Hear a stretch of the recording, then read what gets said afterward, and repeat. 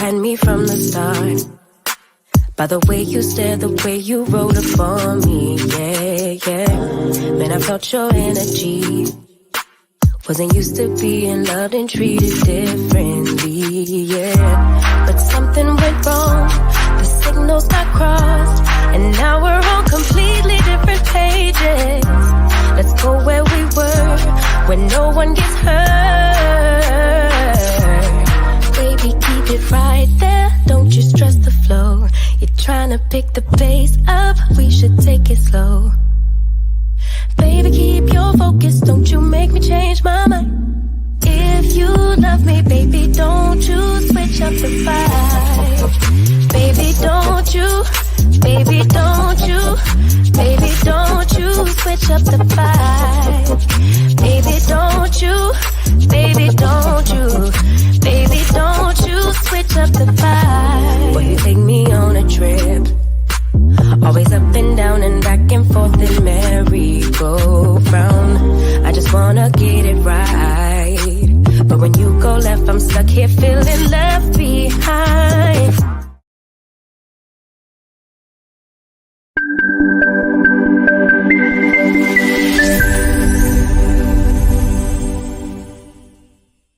Through thick and thin, for better or for worse. After 20 plus years of marriage and 3 children, my parents are sharing their love, care, and wisdom throughout the world. Spreading this love won't be hard for them because it's simply in their DNA. I present Donnell and Angelic Jackson. Welcome everybody. Welcome to Divine DNA. I'm one of your hosts, Donnell, and this is my beautiful queen, Angelique. How's everybody doing? Please do not adjust your screens. We actually look this good. Do not be afraid. Do not try to update your phones. This is what you get. Okay? All right. Queen B. Welcome in, everybody. Welcome in to another great episode. Hi, Gloria.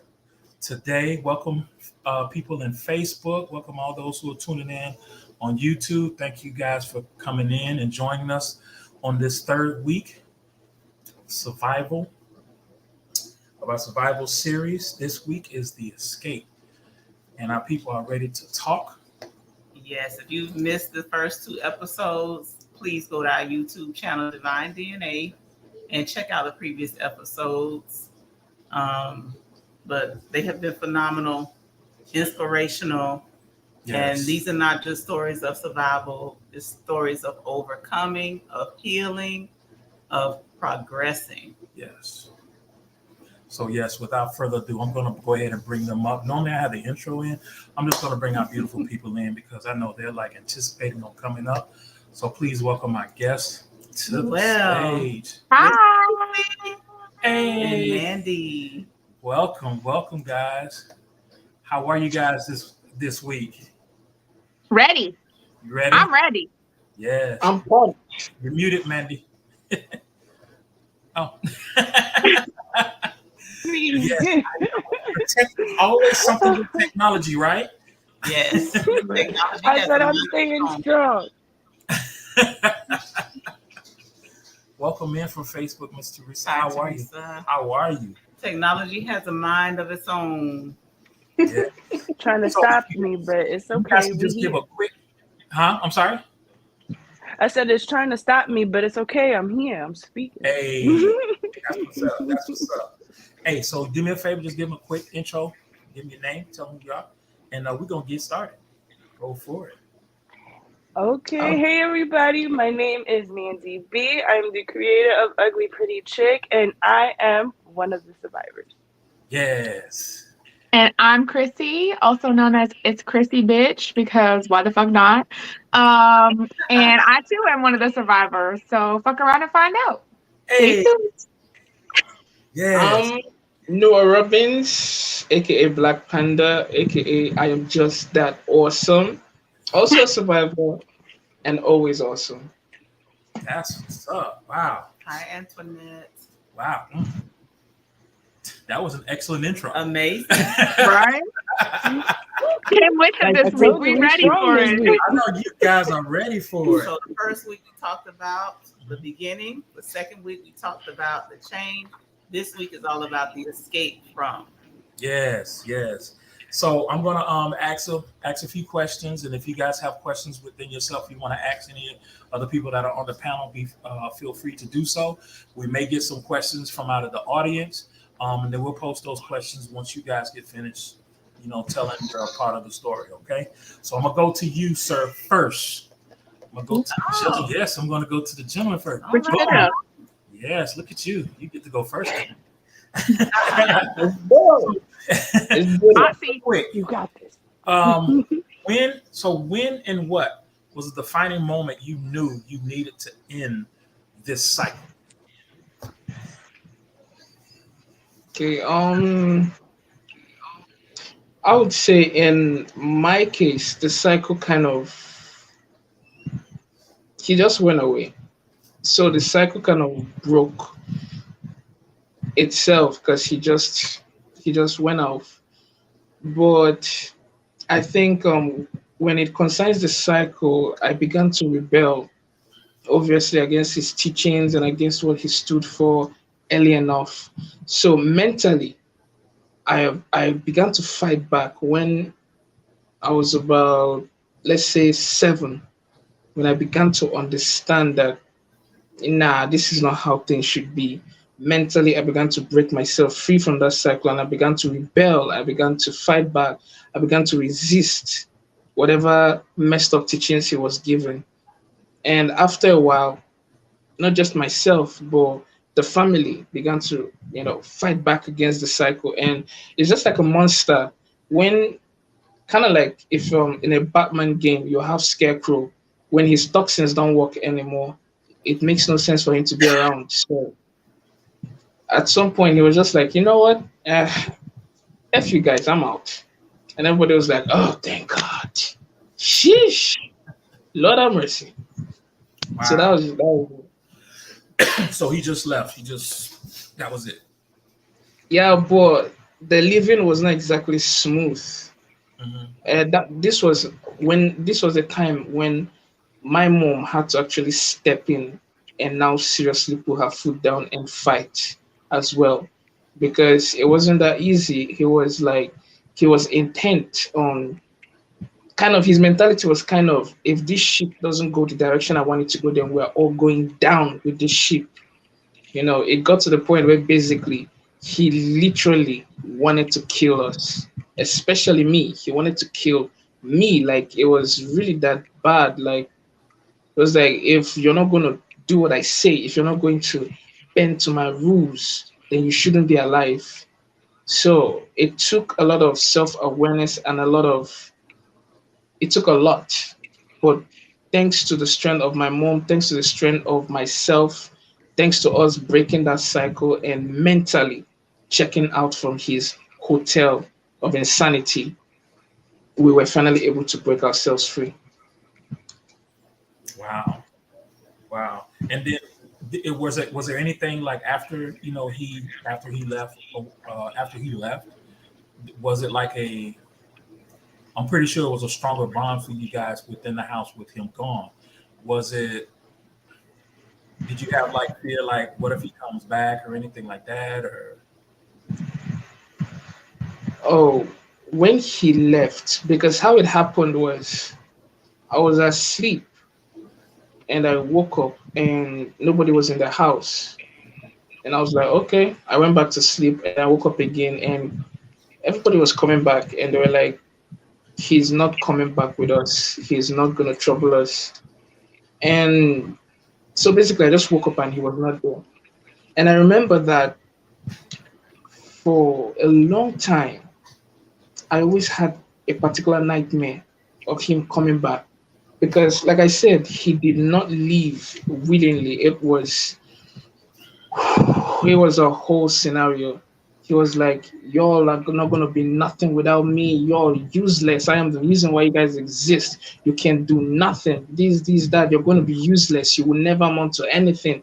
He was just laying courses, all that stuff. He was like, especially to me, he would be like, look over your shoulder. You're the weakest. This, that. You will never make it past this certain age. You are completely going to, all that stuff.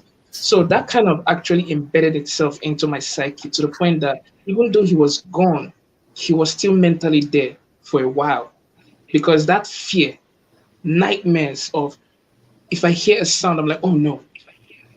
I hear the door slam, I'm like, oh boy, anything, anything could jump me, a car backfiring, a tire flattening, anything. It was kind of like PTSD in a way.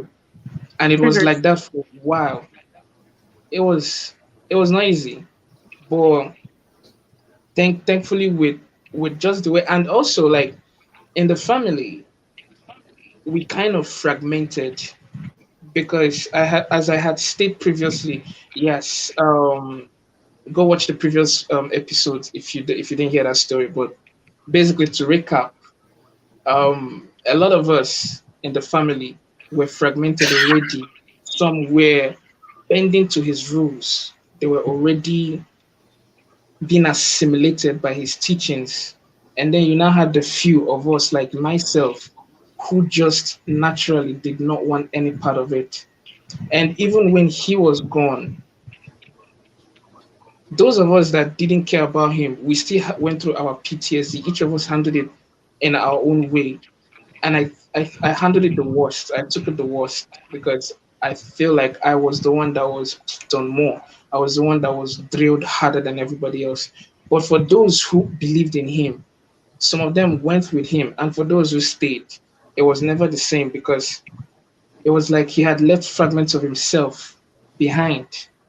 Even in school, when we go to school, the way they treated other kids, till today, it's still a scary thing because sometimes, even now, when we talk, when I look at them, I'm like, damn, wow, that could be me, because he worked for them and they love him. But for those of us, nah, we don't. So we're kind of like broken in the middle. It's kind of like Avengers Civil War, for and against, and I was against, obviously. So everybody just did their thing. Everybody just became loners. Wow. Well, that's. I'm glad toward the end you guys got together. That's a good thing. I'm gonna go to the ladies and ask the same question. Um, told the end of what? He said towards the end they were loners. They were. Oh, I thought he said they got along. No, he said they were loners. So it's Oh. like everybody was in their Yeah, own. we were loners. Hey, I Yeah, misheard. My bad. Yes. Oh. we were loners. Everybody just did their thing. Everybody just, All right, I'm yeah, gonna you, and me. It is what it is. Went their separate way. Yeah. ask you. Yeah, And exactly. there is no right way to, Right. or proper way or correct way to heal. Yeah. You do whatever you need to do. If you need to be a loner for a while, however long that takes, 1 year, 2 years, 7 years, 10 years, Mhm. That's on true. your journey, and don't be hard on yourself about it Yeah. because you've already endured. So Mhm. give yourself the grace, Mm, and whatever you need to do that. that's Yep. true. And what about you, ladies? I'm so happy you guys escaped him. Yeah, most definitely. Oh, I appreciate that. Um, So, what defined the moment you knew that you were done? well, in the last episode, I explained about Christmas, but I thought that that was my answer, and I learned. I won't give a time frame because really can't right now, but for a reason. But I recently, I'll just say, released myself from it all. Mentally, emotionally, I released myself because then physically, 3 years ago, I released my physical self from the situation because I started noticing my children were questioning and just like that, having dreams, of monsters, of being in a house they don't know, of them like those dreams where you fall to the ground but you don't hit the ground. And these are children. My children are as young as 12. I think we have Uh-oh, she froze. she had the Oh, internet issue. Want to go with you, Chrissy, until Yeah, I was gonna say I can jump in until she's back, no problem.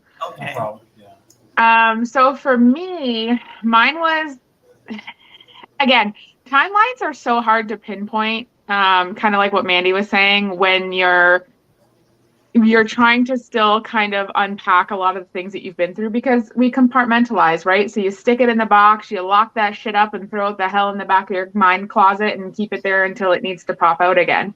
Did you want to continue, Mandy, or? Oh. I'll just keep going. Okay.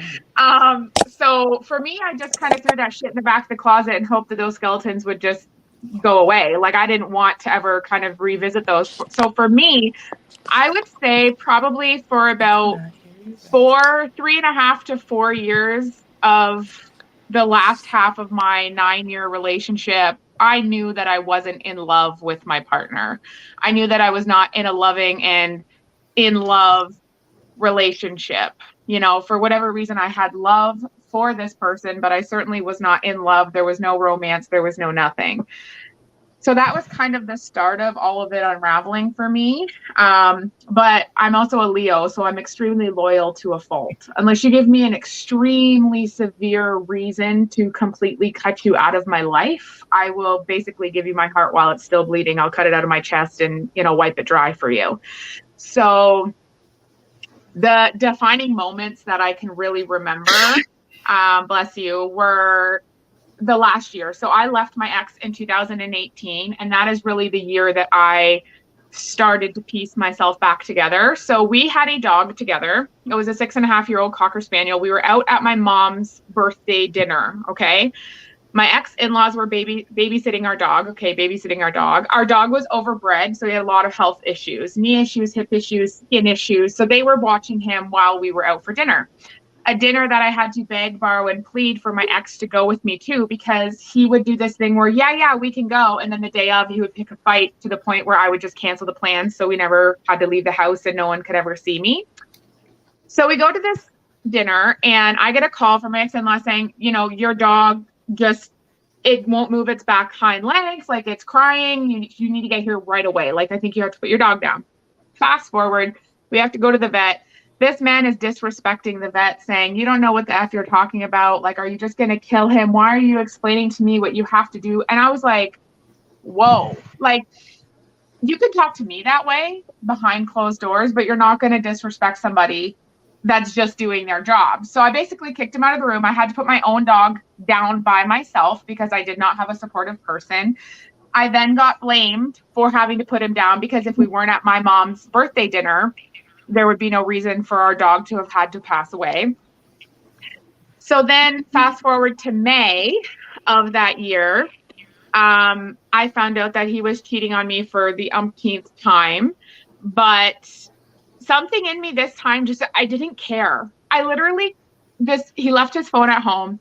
This woman had called and I answered the phone and she was like, oh, hey, it's so-and-so. Is so-and-so there? And I was like, you mean my husband? And she's just like, pardon? And I was like, yeah, he's married. I'm like, but don't worry, sweetheart. You're not the first one. I'm sure you're not going to be the last one, but I'll let him know you called. No problem. I'm sure he'll call back later.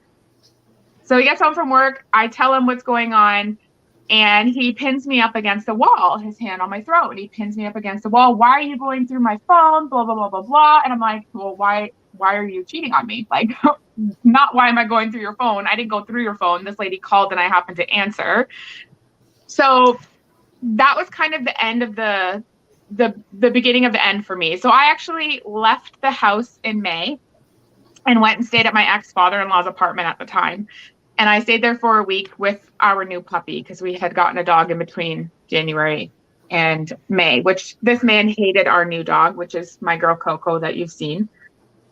And fast forward, it was my dad's wedding and he was like, let me come. And I was like, whatever, if you want to come, you can come. I need a ride home anyways because I'm drunk. I went by myself to start. So then he kind of weaseled his way back in. Fast forward, my birthday's in August, okay? This man asked to take me. No, this man had to work. Okay. This man never worked a day in his life, but his dad owned a company. So he decided to go to work with his dad for this day on my birthday. It was a Saturday this year. Okay. So I was turning 28 And I thought that it was going to be like, you know, I'm getting closer to 30. Like, you know, my birthday, we've been together 9 years now. You should know what day my birthday is. Like, I was expecting to go out for dinner when he was done work or go to a movie or something. This man did not have a card for me. I asked him what we were doing for dinner. He said he would take me to McDonald's drive-through. Oh. McDonald's drive-through because he had coupons. And so then I was like, what the fuck? Like, not even a birthday card? Because at this point, I gave zero fucks. I was like, okay, I'm so over this. I'm like, why did you not fucking get me a card? Why did you not put any more thought into this? My birthday's the same fucking day every year. Like, it's not hard. It's one fucking day a year. Why is this an issue? And I remember he opened up the glove box. We were driving. Opened up the glove box, pulled out a card that apparently he had gotten for me, ripped it up in front of my face while we're driving, threw it at me, and screamed about how I was, you know, such a see you next Tuesday, blah, blah, blah, blah, all of the names under the sun, right? So I'm like, okay, cool. Take me home.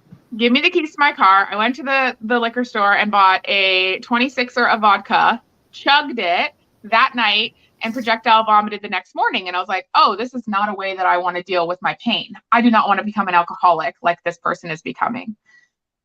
So my ex also had an issue with alcohol. He became an alcoholic during the last year of our relationship, to the point where he would black out and sleepwalk.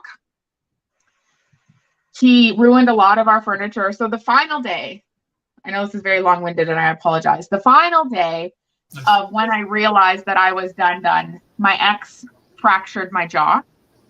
This was the time that he was actually, I say, physically abusive, to the point where I couldn't hide it.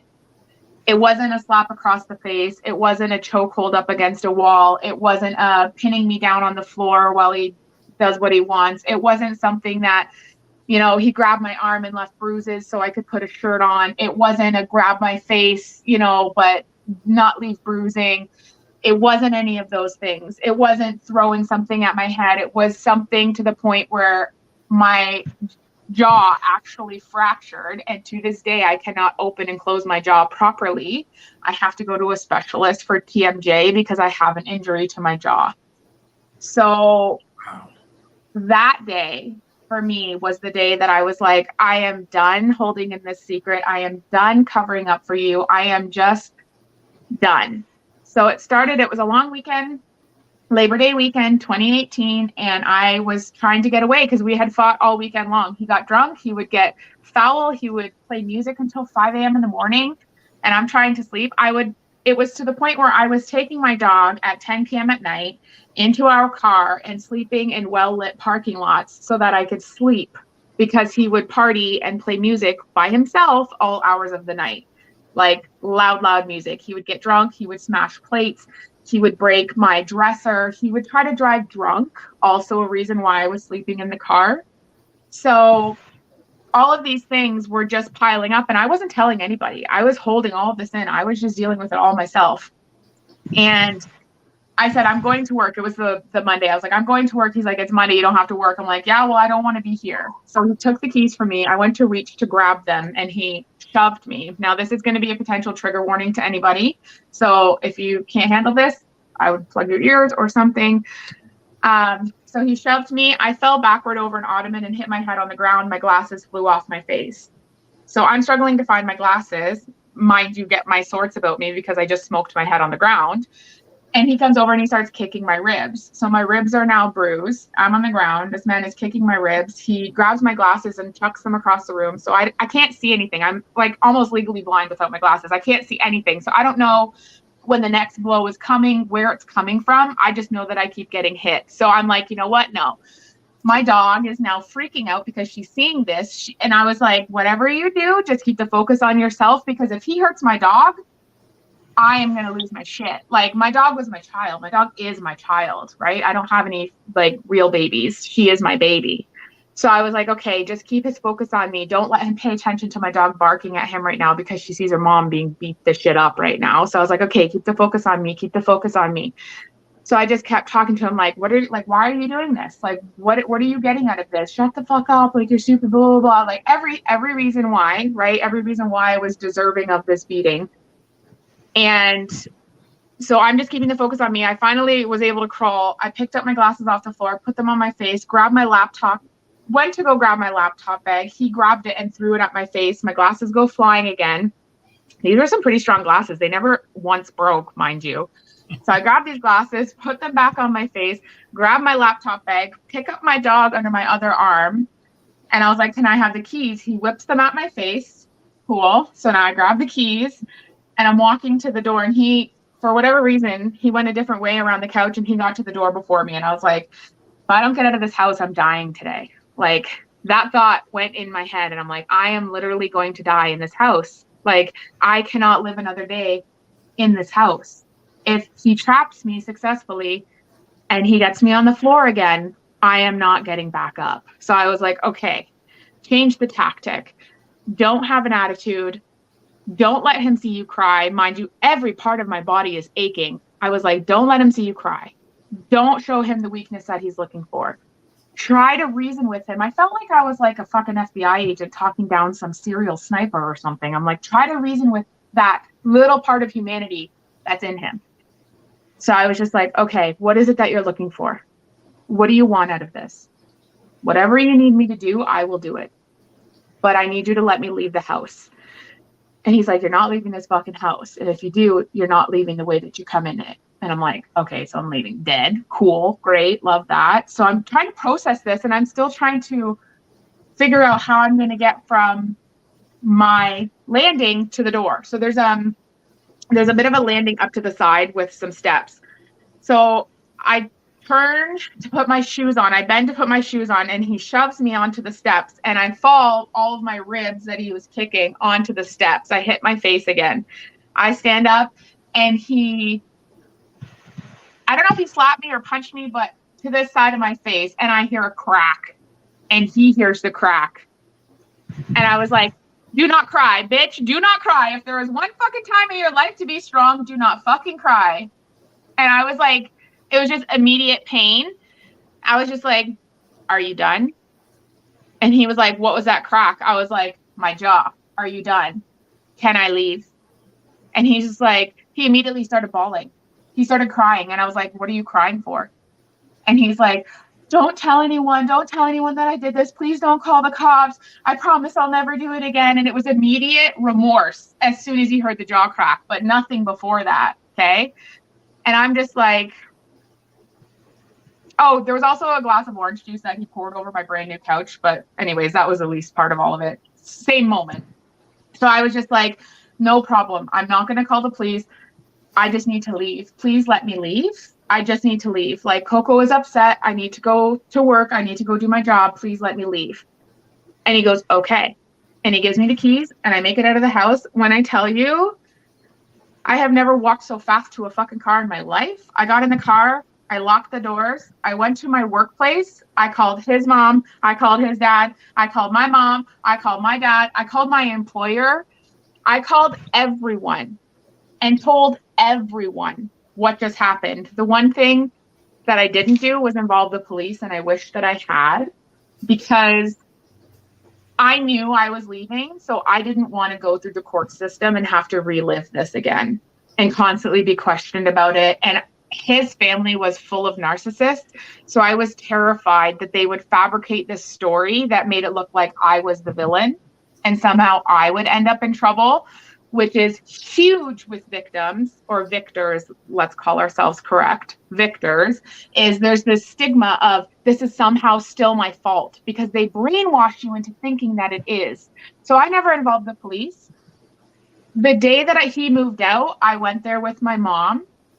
She was driving her vehicle. I pulled up in my brand new vehicle because he took the car from me. I didn't have a way to get to and from work anymore. Bought myself a brand new SUV that I still have. Love it. That was like my divorce present to myself. My big fuck you. My final fuck you, really. And he goes over to my mom's vehicle and spits on my mom's vehicle because he was mad about me driving a new vehicle. This is just the mentality of this man. And I'm like, what are you going to do now? Are you going to beat me in the street for all the neighbors to see? And then he backed off. And there was neighbors outside. Like, he was creating a show, right? So I was like, all right, baby, let's go. You want a show? Fucking, I'm coming with it now. I'm no longer afraid of you. You no longer have my fear.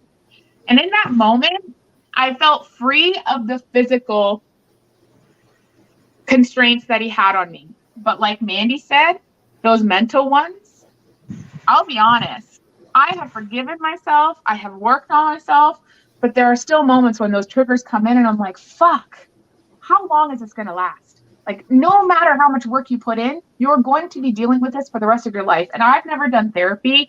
I believe in therapy. I think it's right for the right, like, if that's your path, I think that's right for you to do.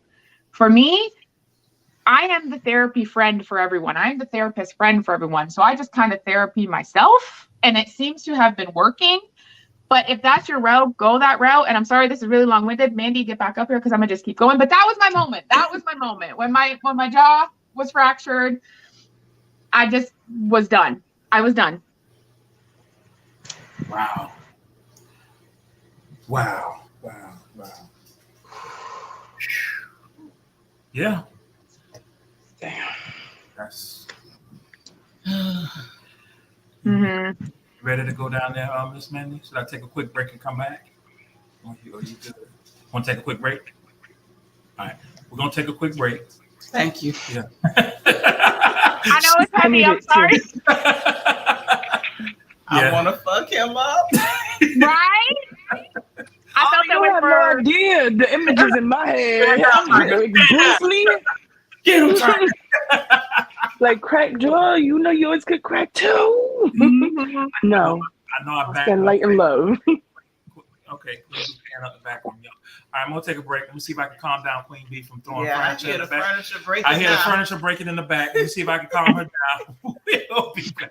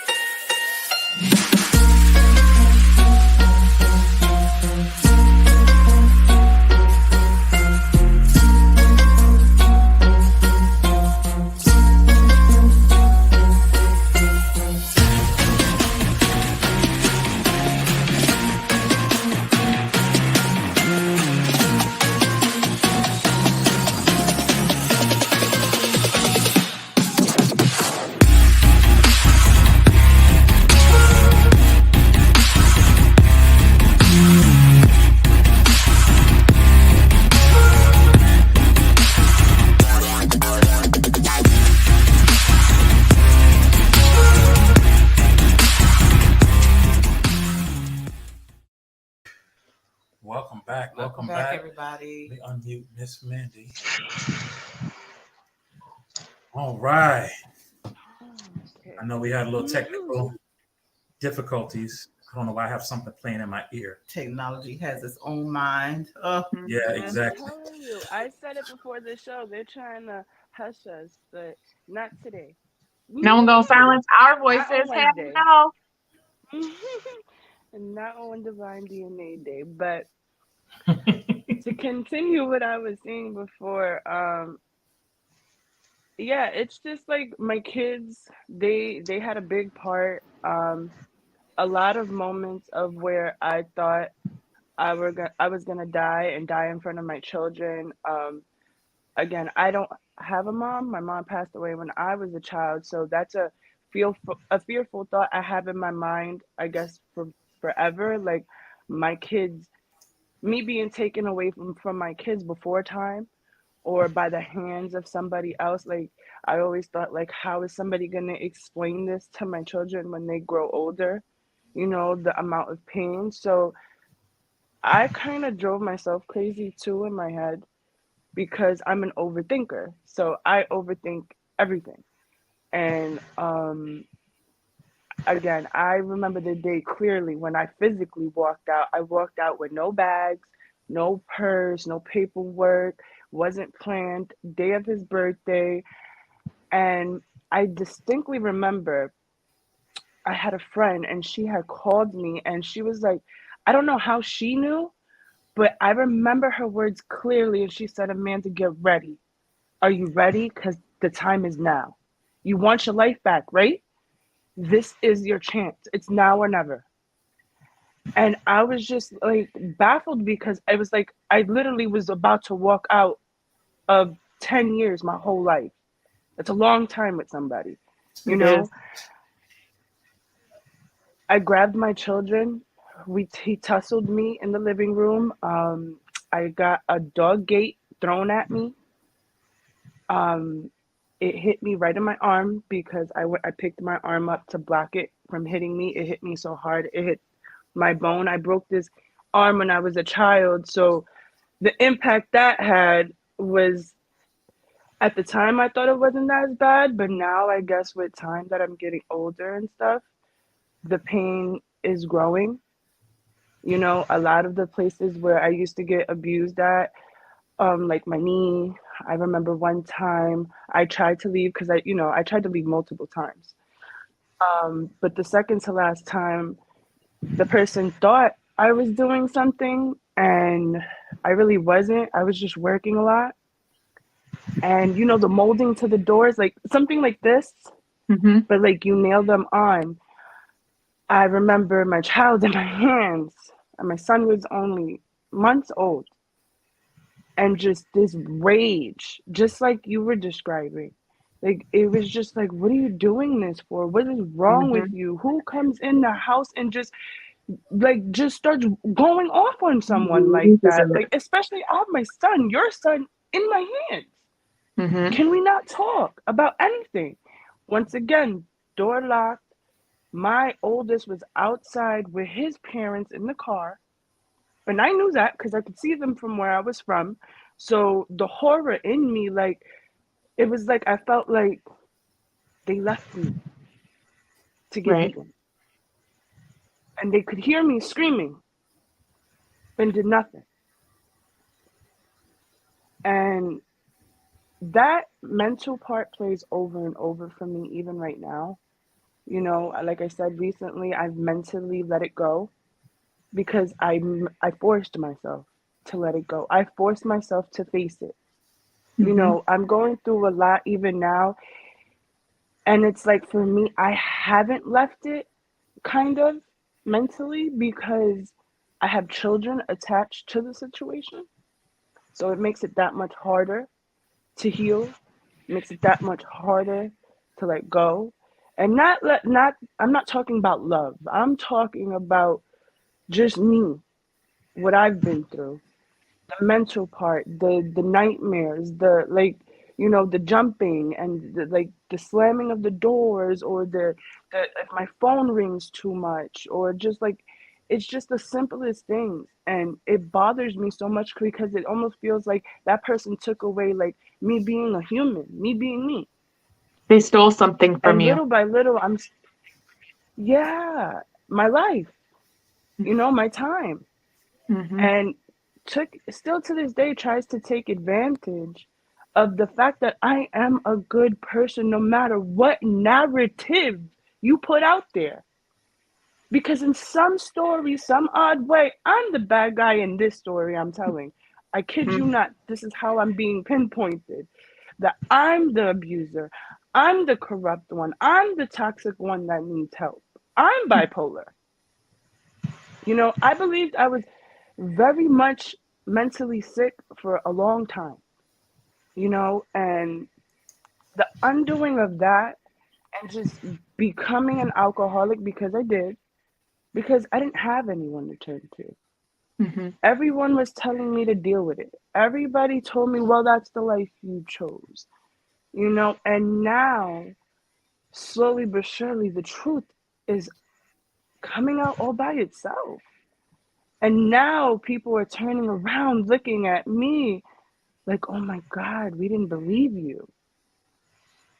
How does that make you Marks feel weren't about those enough for people? you. Do you want to say go fuck yourself to those people? Because that's how I feel with those people. That's my first instinct.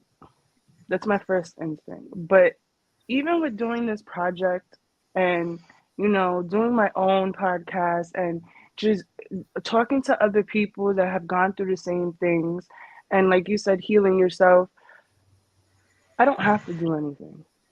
Facts. Because even though, as much as my human self wants to destroy you, my spiritual self won't let me. Hmm. Because That's gross. the hurt you gave me is coming back to you tenfold. It's just not physical, it's mental. Hmm. Your soul is eating you alive. And I have no part of that because that's not my lesson in life. My lesson, I'm learning. I took accountability. Even today, my child, we were having a discussion because she's slowly but surely remembering things, you know? And she told me that she felt alone, like she couldn't be a child when she was like 2 years old, and she's 12. So I'm like, you remember 2 years old? She's like, yeah, mom. It was like I couldn't be happy. Like as much as you tried, like I couldn't be happy because I knew what was going on. And I looked at her and something came out of me to just say, I'm sorry.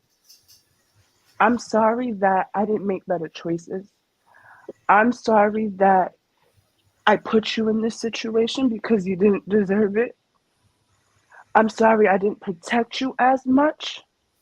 And I'm sorry I wasn't in the right state of mind to say no more. And I'm sorry I took your child to the way in a small sense. I did. And she looked at me and God bless her, man. She's like, Mommy, don't be sorry. Because you weren't the one that hurt me. Even though you were pushed away, I knew in my heart my mommy loved me. You know, so that helped me too, even today. Like, I need to let this go. I need to let this go for my babies because the energy that I had, the thing I see what I went through in them. So now I'm understanding that I had to go through that. As messed up as it sounds, I had to go through that because now I get to save people. I get to save my children. I'm level headed. I'm blessed. I meet new people every day that just see the good in me, and that makes me feel so good because for the longest time I felt so dark. I felt like that person really put their personality on me, and I hated the world just like they did. And recently I had the courage to just say, I'm not you. As much as you're trying to provoke me, as much as you're trying to make me remember everything that happened through my children, you're not gonna mess with me no more. Not even mentally. Not emotionally, you're done. Because I'm done. I'm exhausted. And my focus is different now. It's not people pleasing you. It's not tiptoeing and making sure your feelings are okay so I don't have to deal with nothing. Because now it feels like we're in a relationship and we're really not. You know, it's like you're gone, but you're still dealing with it. And that's not okay because you left for a reason to separate, to have a better life. And I finally chose to move on. And from that, I finally felt that lift of this is almost over.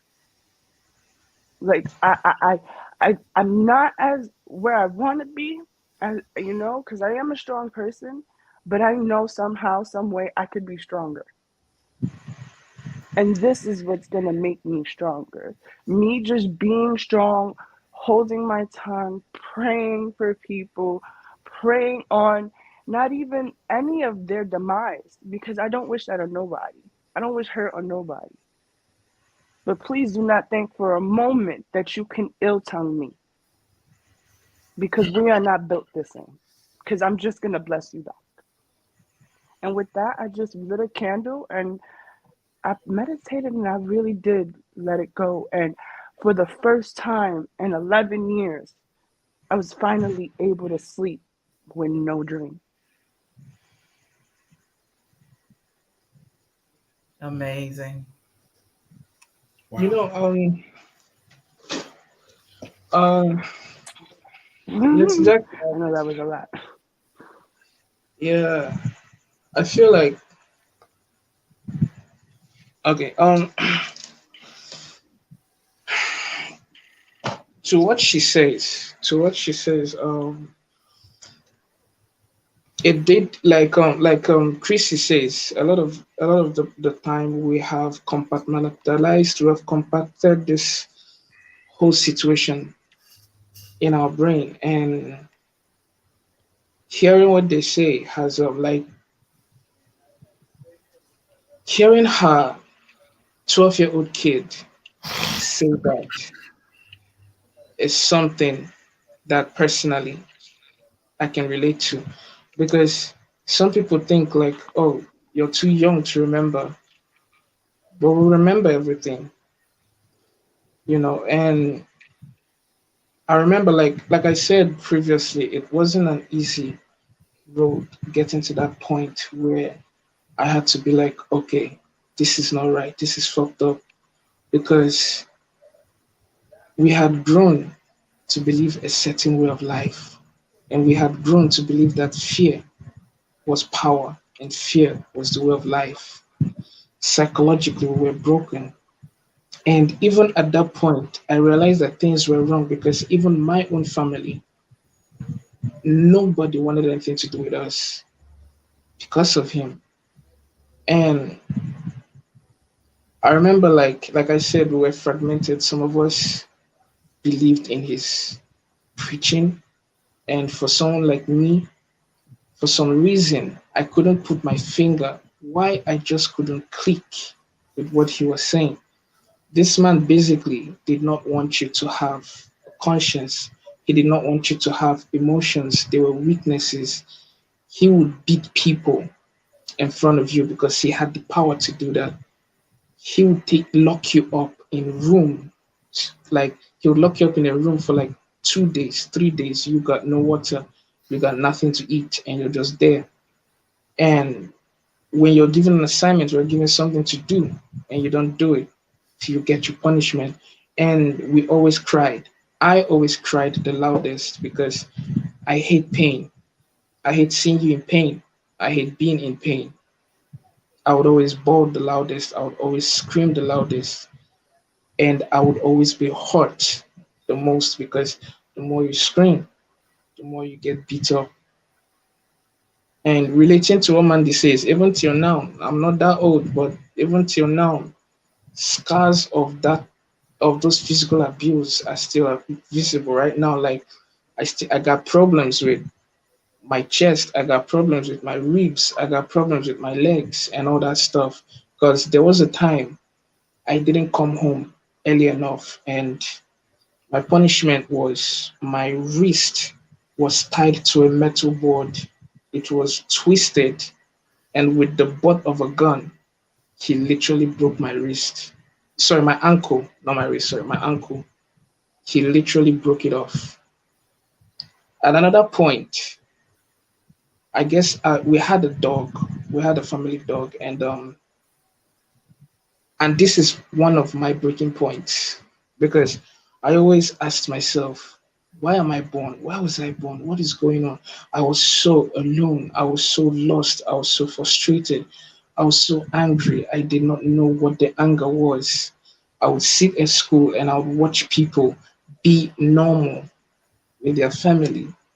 So why am I different? What is different? How hard can I work to make this better? What can I do to make this man satisfied? And luckily, my uncle, he got a dog for us, and this dog helped me out a lot till today. I love dogs. This dog was a companion. When I'm coming back from school, this dog will be there, and I love the dog very much. And at some point, I was given a task. Again, I was about 5 or 6, and I was given a task. And I guess I must have forgotten what I was told to do or whatever. And I came back, and I was expecting my punishment. And he looked at me, and I could see his eyes. And I remember thinking to myself, I am not going to forget today. Because when he looked at me with the coldness in his eyes, he smiled and he was like, I could beat you. That would be easy. I could break your bones. That would be easy. I could kill you. That would be easy. But you need to understand the depths of your stupidity. And he brings my puppy, and in front of me, still smiling while looking at me, he breaks the puppy's legs, and he puts a knife in my hand and literally forces me to kill the puppy.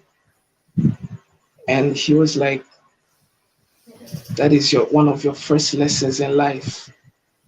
When you don't obey the rules, when you don't understand what you're meant to do and you don't stay in your lane and you keep fucking with me, you will get your penance. And he made me watch that puppy die. And I remember as that dog lay down, bleeding out, I snapped. And I kind of remember looking up at him and I was screaming. I was hearing something. I was hearing a noise and I didn't realize I was the one screaming. I was mad. I was screaming. I was crying. I threw myself on the floor. I picked myself up and I ran towards him, and he had the knife in his hands. And he was just smiling. And I ran towards this man and I was screaming, and he beat the hell out of me. But that day was when I realized that I was not weak, because neighbors gathered. Everybody was like, what is going on? And I would run towards him and he would beat me down, and I would stand up and he would be like, stay down, you dumbass. He would knock me on the head. He would match me. I would stand up. I was screaming. I was like, was it my fault that I was born? If you didn't want me, why am I here? What is wrong with you? What did I do to you? I have tried. And he kept knocking me down. They had to go call my mom. And they were like, your son is going to die. They are going to kill that boy.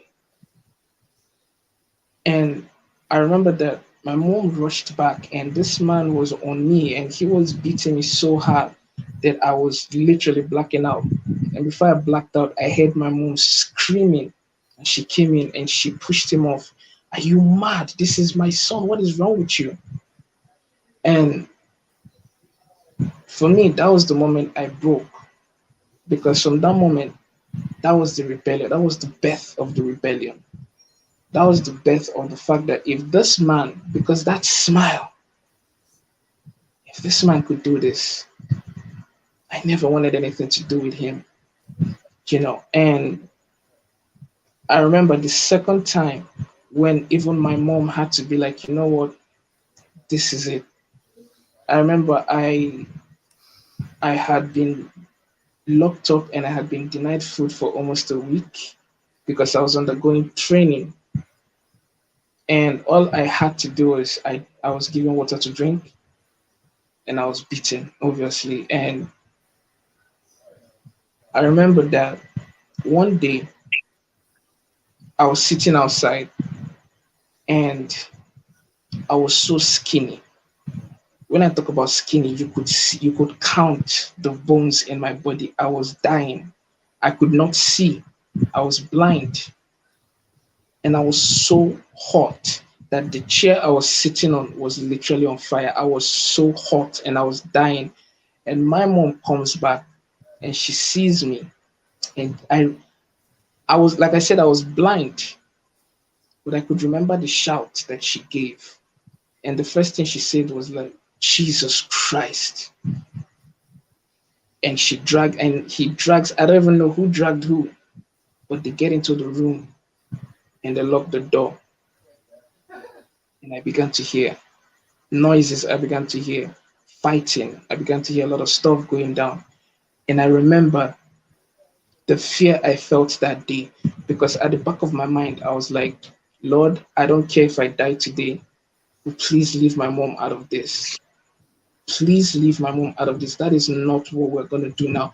Take me, kill me instead, but leave my mom out of this. I was so messed up. I was crying. I didn't know what to do. I tried the door, it didn't open. I remember running around the house. I was literally naked, running around the house. I ran out the gate. I was like, somebody please come. My mom, he is going to do stuff. And nobody was around because people had gone out. And I ran to the window and I was shouting, Mom, what do I do? It's like my brain was empty. I was shouting to him, please kill me instead. I'm the one, I'm the problem. Leave her. She didn't do anything. And I remember in the calmness, my mom was like, get the landlord, go get somebody. And thankfully, the landlord he had paralysis, so he was home. And I went to him. And I remember the speed that I ran, I threw myself on the floor and I knelt down in front of him and I was like, my mom, please just come, somebody, anybody. And they were able to go through the back door. They were able to, he's the landlord, so he had like the key to the house and everything. He was able to open a passageway, get into the room. It was a mess that day. And that was just where everybody snapped, because at that point, even the neighbors around, because he had been painting it that we were the bad guys, but that day people got to see what he was. And I could remember the look on people's faces. People were horrified. Here is this naked, skinny human being. Like, I was so skinny, it's unbelievable. Literally blind boy, sobbing and screaming. And there's this man literally like basically assaulting his mom and fighting everybody else, because when they opened the door, he was fighting the landlord, he was fighting every single person. And in that moment, I remember I made a decision. I would never be this weak again. I would never not protect the people I care about. And I would never be afraid of death. Because basically,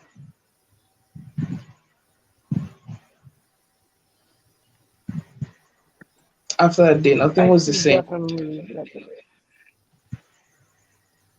Yeah. Nothing was the same after that day. Because I feel like he also felt the change, because I stopped being afraid. Because I remember at some point I had purposefully done something. He had told us to do something and I did something else purposefully. And I remember standing in front of him and he stood up to me. I did not move. I did not flinch. I remember I don't even know the age at this point, but I can remember every beat down. I can remember every pain going through me. And he loves to target the ribs because he always says, one of the most painful things is not being able to breathe. So the first 2 points he goes for are your ribs and your throat. And I remember the first pain I felt was literally my ribs, and I coughed up blood. And I was on the floor and he was beating me and everything. He was expecting me. I'm the guy that cries. I'm the one that is screaming. He was expecting that. I didn't cry. I didn't scream. And he saw in my eyes the cold look that he had. And when he was done, I stood up and I was like, I'm not dead yet. Next time, actually kill me. and I walked out. That was when I checked. I was just done mentally. I was just done. I just didn't care anymore. If I die, I die. If I live, I live. And then finally, he was able to be extricated from our lives, but he still had a psychological hold. Even till today, there are still triggers. The noise, I can just be here and there's a noise. And what noise does to me, it automatically puts me into a rage. It puts me into that fight mode. Like, okay, we gotta do this. I'm ready. I'm ready to throw down. And it gets to the point that sometimes I literally don't even have any control of what happens. I'm just like, noise, react, fight, anger. Okay, we're done. We'll calm down now. And like Chrissy says, it's something that never really goes away. You know, we can only try to control it, but it is there. And that is why I always say this to every mother, to every father who is going through abuse or whatever. Your kids are seeing what is happening. I don't give a damn how old they are. Even as babies, they know what's going on. Get your kids and get out. There is literally no negotiation. There is nothing. Just go. You would save yourself and you would save those kids. Because at the end of the day, this will affect those kids somehow. And it will make them two things. Either they resent you for what they went through, or they love you and understand what you went through. But we shouldn't take that chance. Wow.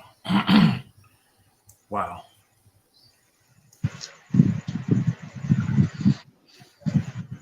Take a break. We're gonna take a quick break and we'll be back in a few.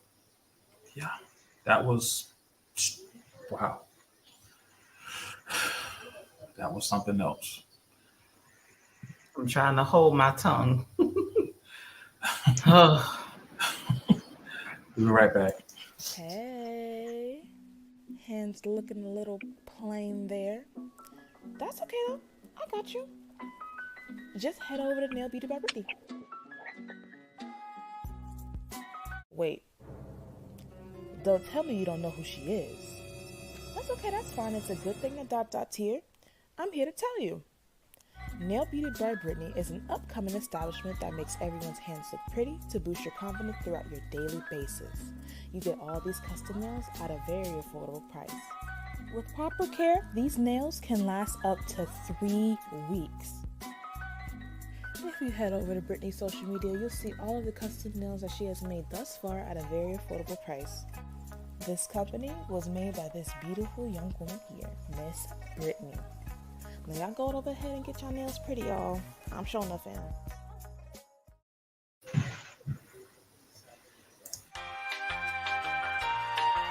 Hey there, in the mood for some style? Well, make your way over to queenbeehustle.com. Miss Hustle don't play no games now. She gave y'all options, keychains to multi-purpose trays to t-shirts. Select products can even be customized, all of which are made by this beautiful lady here, Miss Queen Bee.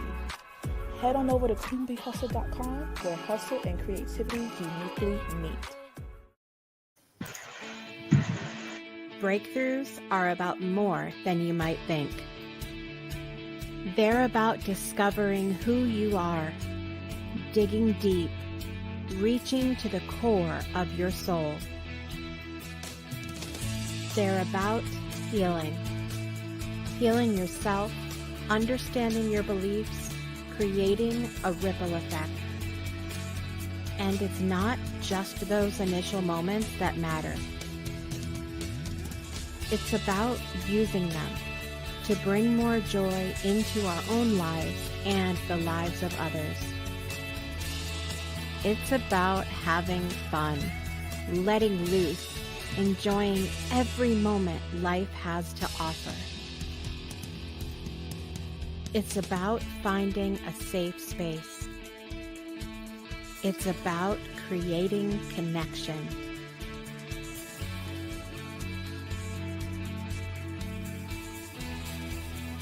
Join us each and every day for exclusive programming, special events, and a community to call home, where we invite you to explore, change the way you look at and live your life, and go beyond the breakthrough. So we ask you, are you ready? We'll see you online at thebreakthroughshow.com.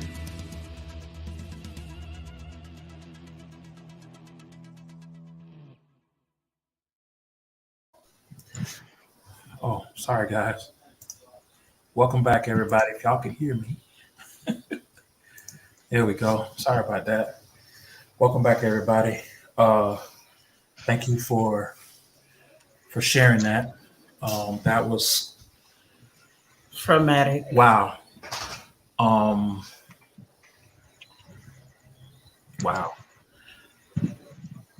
Can I ask a question, Noel, real quick? Yeah.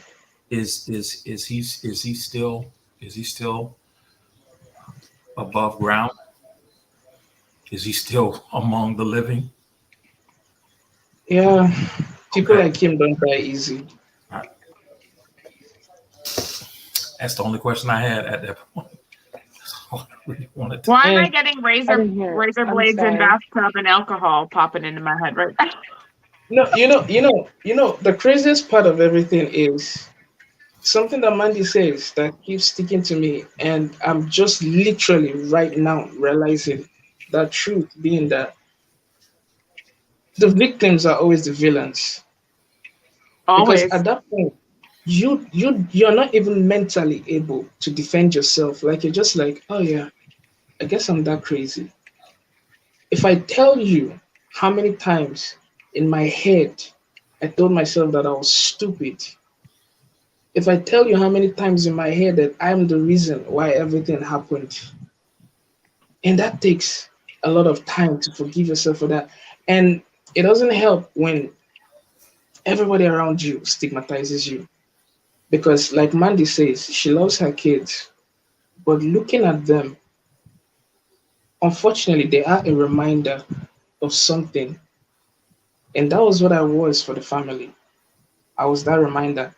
So, like, you got aunties that don't want to talk to you, you got uncles that don't want to talk to you. They look at you, they're like, oh, he's going to be like his dad. Fuck that guy. And you get to be so alone. I remember to the point I was so alone that I basically died inside because there was nothing else. There was nobody. Nobody could understand. Nobody to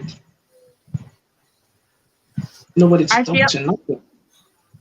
I feel like when you go through something like this, regardless of whichever spectrum you're on of any type of abusive relationship, whether it's, parent to child, sibling to sibling, spousal, whichever way you look at it, part of you does die and a new part of you is born, and that's the survivor part of you, and that's the person who goes through everything that they need to go through in order to make it to the next day. And that person transforms into the person that's abusing you. That person becomes a reflection of the person that's abusing you, because the only way for you to survive the toxicity is to become toxic. You can't have a pure substance survive a toxic situation without, like, it just doesn't work. You have to become some level of toxic in order to make it through to the next day. So you literally become a reflection of your abuser. However, you're doing it out of a need to survive. You're not doing it out of a need to want to hurt anybody. You're not doing it out of a need to be evil. You're doing it out of a need just to survive the day. And that's the hardest thing to unlearn when you go into a new and healthy relationship. Wow. Yeah, and I feel like you can lose yourself in that toxicity. You do. Mm-hmm. But some people are in that survival mode and they never come out. They are stuck in that mode. So every relationship suffers, their kids suffer. It I is. don't think survival mode at least for me, is ever gonna go away. And There's a part of that's it just that me being doesn't. honest and transparent. It's not that I don't want to let it go. It's just as much as I've tried, it's like almost by default, it's just something that just pops up and it's just there. And I want to say I've almost learned, not 100%, but I've almost learned to use it as a tool. Like, just in everything I do now, because I'm aware of myself now. I'm aware of what's triggering me. I'm aware of what gets me angry or what makes me sad, or the things that bother me that make me remember, and I learn new triggers too all the time. Sometimes I'd be like, wow, didn't even know that was a trigger, you Mm, know? mm-hmm. And the biggest thing for me is just loving again, because I have love in me. I'm very much capable of it. I love people for different reasons, and and but when it became to the point of having to move forward with someone else, it wasn't so much for me like just the person being in love with them, and it wasn't none of that. It was more of me. Like, it was like, am I capable of this? I mean, it didn't go too right the first couple of times. It's just a It's constant, almost fear. Like, are they gonna flip? They're nice right now, but who's to say in another 2 years, then they're just gonna, turn the leaf over, or just sometimes I question too, like, am I like, is my PTSD and my trauma too much? I I do that went all through the that for a time, long time too. all the time, Right. And it's a all the lot time. because you don't want to put it on nobody, Right. and I think that's a big reason why no one speaks up. Besides the point of being, manipulated to the point where, you're taken away from family and friends and told not to speak, it's also just an embarrassment for yourself. And that's the That's one stigma of the that's things. associated with it, is the embarrassment, right? Like, it's the shame that comes with it, you know? Right. And to kind of touch on what you were saying when you were like, this person isn't switching up now, it's not even like you have to relearn how to love, you have to relearn how to trust your judgment in I everything. feel like be a human. You got to Right. relearn being a human again, like a Right. healthy, functioning one. I won't, because nothing's perfect. No one's Right. perfect. Right. You're gonna have traumas, whether if they everybody has been through some kind of trauma, even if it was minor. Yep. We have to build some type of resilience to life. And that Mm-hmm. was one of the biggest things I took from it. Was a person told me, listen, there's two kinds of people in this world, and it's those who can hack life and those who can't. At first I thought that was kind of harsh, Mm-hmm. but later on it made sense, because it's like, yeah, you could go through your things, but when does it end? When is enough enough? When do you say no more? Like, just that's it. Mm-hmm. You're not weak for wanting to walk away, or you're not a victim because you decide to, like, how can I say, like, because I've had somebody tell me, like, I always think somebody's after me. That's a form of playing a victim. And I had to give that person Oh, another perspective of, it's not that I play victim, it's just very much my reality. you're It's hyper not that I aware and don't you're try. hypersensitive. Right. It's not that I don't try to have relationships. It's not that I don't try to be very genuine and very loving and outgoing. And, when I love hard. And I Mm-hmm. will do anything for you. You don't even have to ask me. I already know what you need, Mm-hmm. But I've learned to be very selective now. Mm-hmm. Very selective. And a lot of people are not going to agree with it, especially the person you're trying to leave, the people, even the family. Like, they're not going to agree with how you choose to heal and how you Mm-hmm. choose to say no more, and how you don't want to tell the story. That's fine. but this is my story. Right. I'm going to tell my part. I'm going to save somebody else's life because I cannot live with, I went through this for what? It was for a reason. And if that was to help give other people the confidence to speak up, I'm going to do that. And that's the thing that pisses me off the most about talking about your story is when people that have never walked a fucking day in your shoes sit there and try to tell you how you're weak.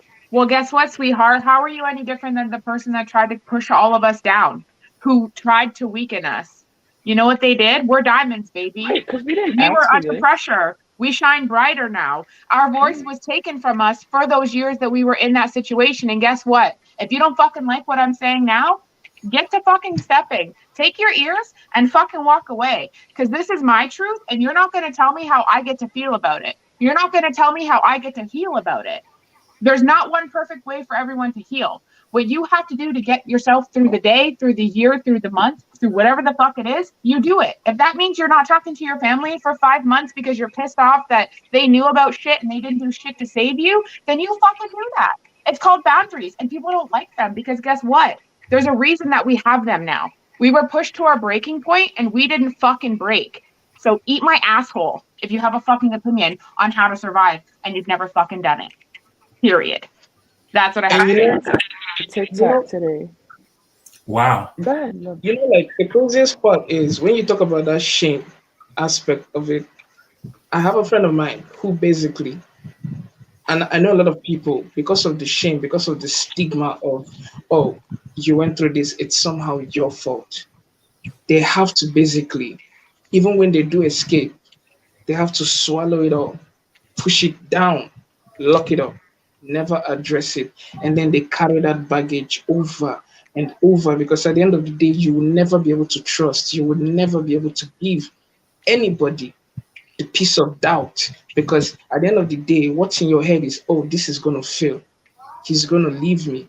She's going to walk away. This person is going to be this. You are literally projecting the past on because they never learned how to be like, you know what? I'm broken. Now let's see how we can fix this. Let's see how we can put ourselves back together. You just keep pushing on. Just keep going through life with that pain, with that hurt, and you act out. You get your triggers, you get your stuff happening, and you don't even know why. And I've had friends who have marriages fail, and it was only when they had to sit down and be like, why is this happening? I've dated 50 women, it's not working. I've dated 30 men, it's not working. And then they get to go back and they're like, oh, snap.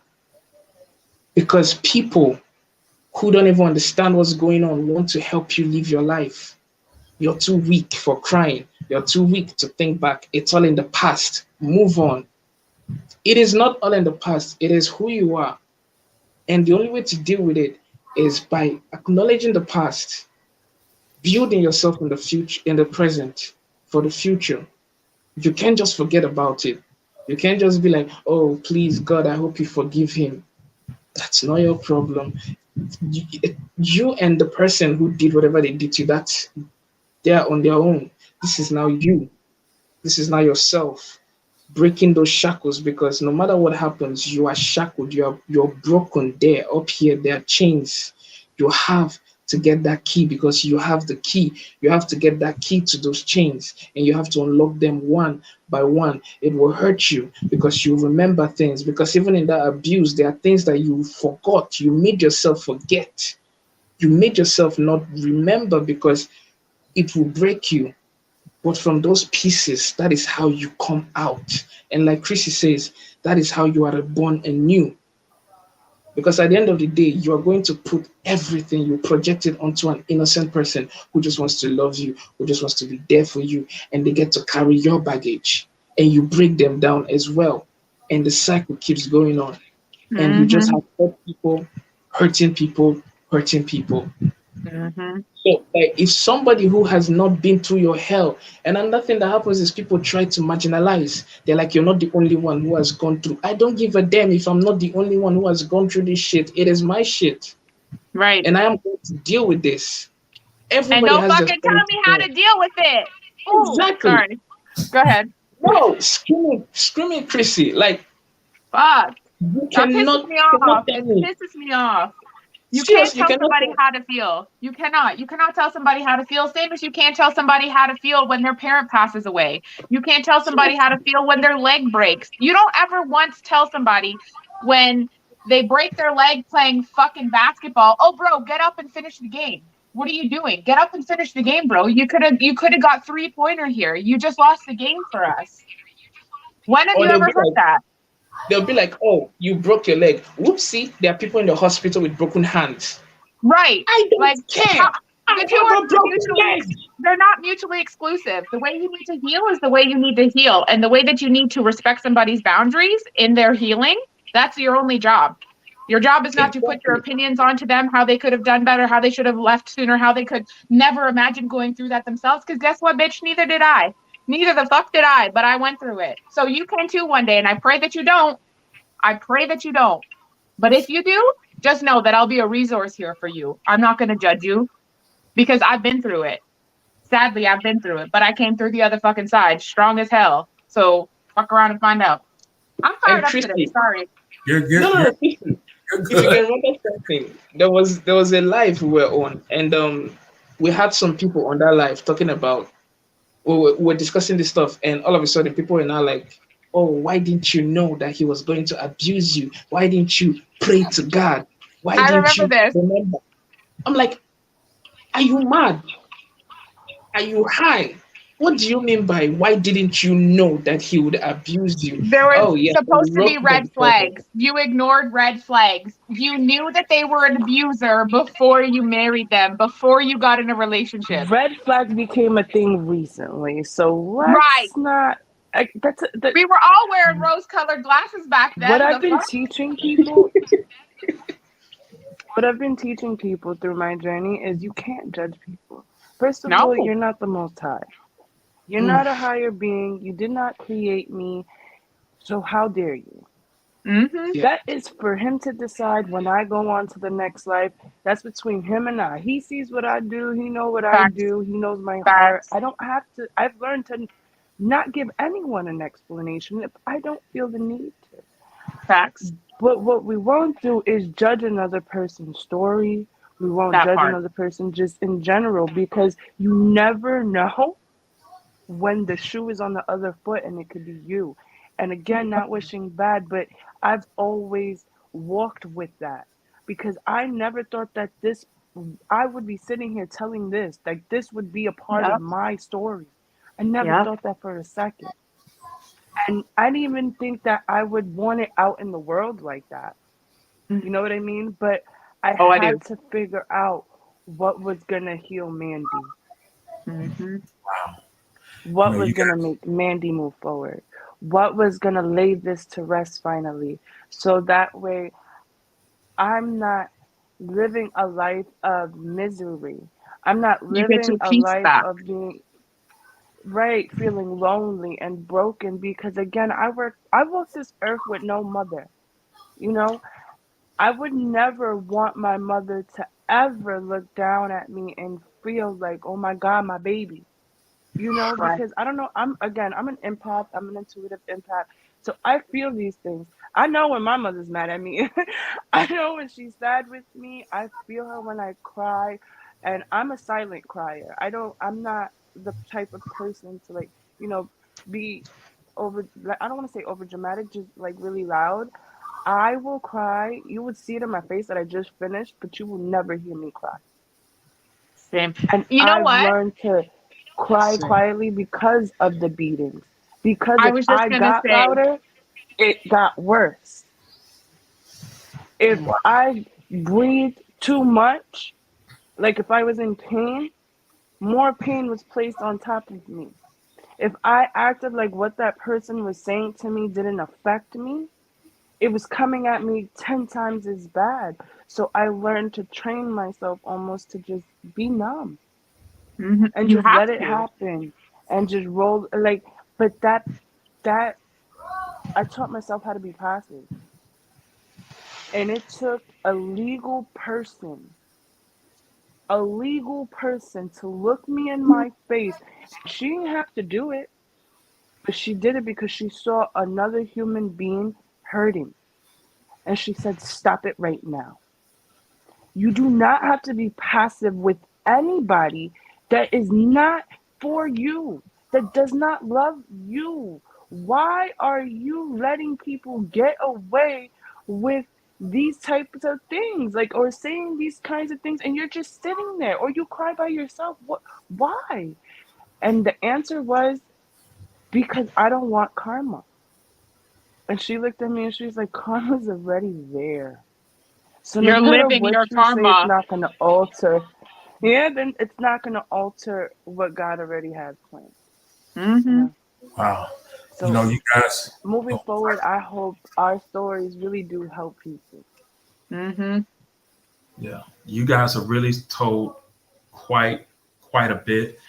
And if I can speak for my wife, I think we definitely admire your strength that you guys have to do this, to talk, Share. to share. I know when the wife mentioned that she wanted to do the show months ago, it was like really? I'm like, okay. So I And was at the like, time, it was just an idea. yeah, it was just an Just idea. wanted to make a difference. Just wanted to help people. Yeah, and you know, we did other shows, and you know, it was right there, it was in the back. You know, say, hey, you know, we're gonna do a show on domestic violence. Okay, no problem. We'll talk about it. You know, but listening to you guys' stories and things like that, I want to say that I'm glad that we did do it, because even if it helps one person, I feel as if we've done some justice by helping that one person. Because now that people hear what is going on or what has gone on, you know, they can possibly stop something like this from happening, stop that person from being a statistic, or from being someone who has to tell a story like you guys are telling stories. You Or know, step it's in to help someone that's going through the same right, situation. exactly, because it's like to hear it, it's emotional. It's emotional for, you know, emotional for all of us, you guys, for us, and it's just to hear it. And I'm just glad that we did take a part in doing it. Um, you know, me and my wife, you know, ever since we talked about continuing it past this point, it's not the easiest, but at the same time, I feel as if it definitely helps. You know, I feel as if this you guys talking about it definitely helps even the some of the traumas that my wife had when she was young. I know it definitely helps just to be able to release. You know what I'm saying? And it's just amazing. I can't thank you guys enough for just sharing the stories. I know it wasn't the easiest, but you guys, And the number yeah, of people that have come forward to yes, say, I was abused too, right, or I escaped too, or, you know, my ex husband was an abuser, or, you know, the amount of people that have come forward. And when he mentions wanted to have another show behind this series, is everybody wants to tell their story now yeah, because of your bravery yeah. I have in sharing your story. four other people who want to like talk. So it's like now I'm talking to the wife. I'm like, okay, how am I going to do this? Like, because I want them, and she's like, I don't know. I don't know if I can do and any more shows like this, because I hear your stories. I have my own story, and I've seen so many people be abused, men, women, children, in my life. So I don't know if I could do yeah, beyond this. I don't know if I have the capacity, because I've seen so much. I know so much. I've experienced so much. I haven't personally had an abusive partner, but I have had abusive parents. Um, I've seen family members in abusive relationships beat down, getting on crutches, punched in the face while you're sitting there talking to them. Uh, I've seen a lot. Uh, so I don't know if I yeah, could go beyond. yeah. But I'm so grateful for you all being so brave to share what you shared. And oh my God, tonight was Whoa. whoa. Heavy. Yeah, it was definitely heavy. And I know next week we're supposed to next week But is the aftermath. the rainbow is Yeah. you're no longer around those people, you're no Yeah. longer with those people, and Yeah. you're in healing mode.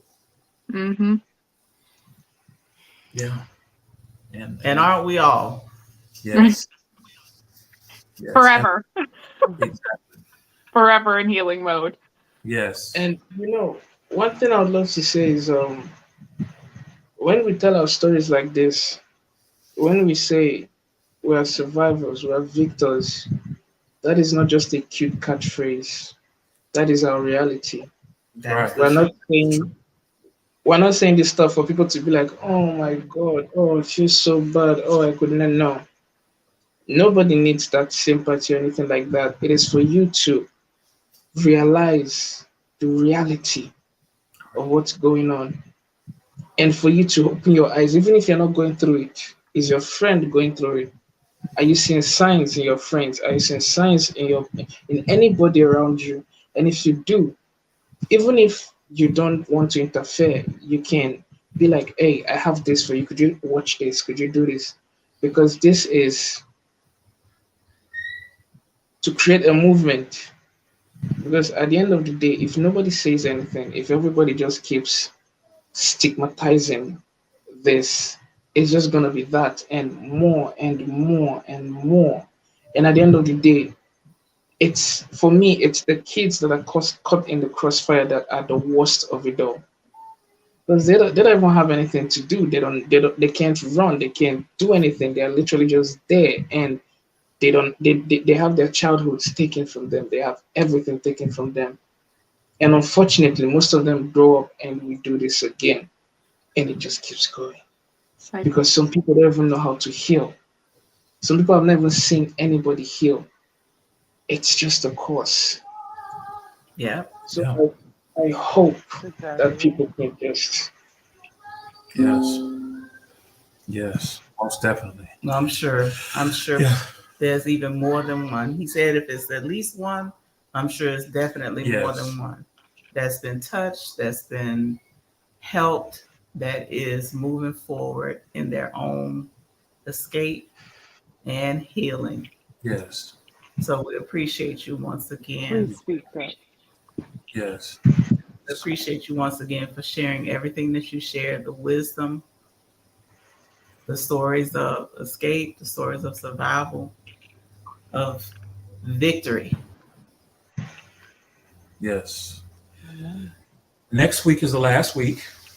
Next week will be the healing, The heat, the aftermath, everything. the aftermath. Yeah. So we're gonna we'll be back again, same time, same place. Once again, I can't thank you guys enough. I'm gonna be sending you text 3 o'clock. I'm gonna thank you once again, just to see that. You know what I'm saying? Thank you, everybody that's here. Make sure everybody subscribes. Yes. Yes. Definitely subscribe. and watch the previous episodes. Yes. You can catch up. Make sure you do that. Yes. I Mr. want to J, thank you. remind me to Thank you message you so after the much, show. Mr. and Mr. Jackson. Okay. Yes, most definitely. Definitely before we have to end the show, I know Queen Bee has broken the furniture in the backstage. People have come to help her break furniture in the backstage and stuff. I need to get her from backstage because people are coming to help her break furniture in the backstage. Oh, shit. They came to see what was going on, and then they was like, and they stopped to watch the show, and they started breaking. Got a chainsaw? Just started Right? going to the other parts of the studio, just tearing shit up. She's such a great person, but I don't know if she influenced them to do it, or I don't know. We'll just have to stop her. It's called releasing. Yes. Oh my god. Everybody's releasing but backstage. I'm gonna have to start getting some. We lost Chrissy. She went to go hit the TV. I'm gonna go join her. Oh Lord, she went backstage to break some furniture too, Jesus. But thank you guys for coming. I appreciate you guys coming. We love you. We love you so. And everything. Chris, you didn't have to go back there with. You know what? I wanted to break something. I'm sorry. She broke everything already. Damn it. Thank you guys again. We appreciate you guys. We love you guys. We're going to put the number up once again. We're going to close out the show. Thank you guys for coming. Thank you, Facebook. Thank you, YouTube. All the YouTube channels. If you missed this episode, it will show again on our page, Divine DNA on YouTube. So check us out. Like, subscribe, comment, share. Yes. Divine DNA on YouTube. Thank you. And with that being said, guys, we love you, and we'll see you next week.